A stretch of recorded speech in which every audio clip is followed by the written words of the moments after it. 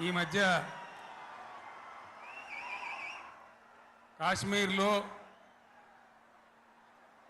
మన దేశం యొక్క అమాయకులైనటువంటి 28 మంది బిడ్డలను టెర్రరిస్ట్ ముష్కరులు దారుణంగా బలి తీసుకున్నారు కాబట్టి మనం ఇంత పెద్ద సభ జరుపుకునే ఈ సందర్భంలో అందరికీ కూడా ప్రార్థన గోల బంద్ చేసి ఒక్క నిమిషం కాశ్మీర్లో బలి అయిపోయినటువంటి ఆ సోదరుల కోసం మనం నివాళి అర్పించుదాం, మౌనం పాటించుదాం.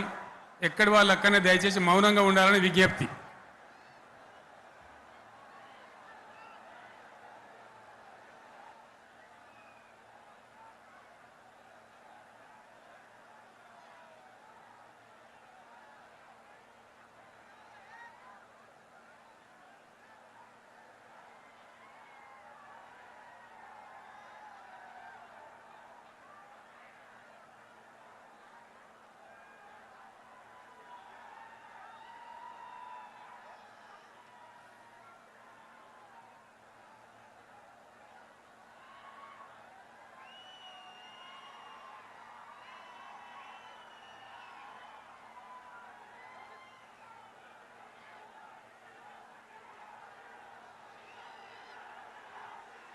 దయచేసి కూర్చోండి.